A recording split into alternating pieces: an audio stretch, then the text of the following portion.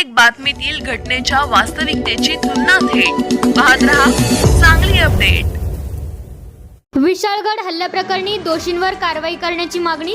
कोल्हापूर जिल्ह्यात विशाळगड व गजापूर गावामध्ये कट रचून धार्मिक स्थळ, मस्जिद व अल्पसंख्याक मुस्लिम लोकांवर हल्ला करणाऱ्यांवर कठोर कायदेशीर कारवाई करण्याच्या मागणीसाठी MIMच्या वतीने जिल्हाधिकारी कार्यालयाबाहेर शुक्रवारी निदर्शने करण्यात आली। धार्मिक स्थळ हल्ला प्रकरणाच्या निषेधार्थ MIMच्या वतीने निदर्शन करून जिल्हाधिकाऱ्यांना निवेदन देण्यात आले।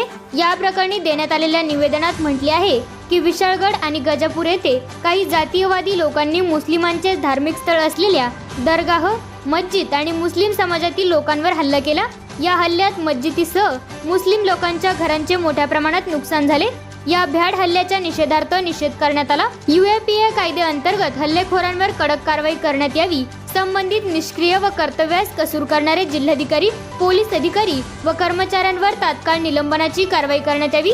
हल्ल्यामध्ये धार्मिक स्थळे व मुस्लिम समाजाचे घराची शासनाने नुकसान भरपाई द्यावी। हल्ल्यामध्ये जखमी झालेल्या व्यक्तींना प्रत्येकी 5 लाख रुपये सरकारतर्फे देण्यात यावे। मुस्लिम समाजासाठी संरक्षण कायदे त्वरित विशेष अधिवेशन बोलावून तात्काळ पारित करण्यात यावा। या सर्व घटनेची सखोल चौकशी सर्वोच्च न्यायालयाच्या न्यायाधीशामार्फत करण्याची मागणी केली। या मागण्या मान्य करण्यात याव्यात, अन्यथा MIMच्या वतीने लोकशाही मार्गाने तीव्र आंदोलन करण्यात येईल असा इशारा जिल्हाध्यक्ष महेश कुमार कांबळे यांनी दिला।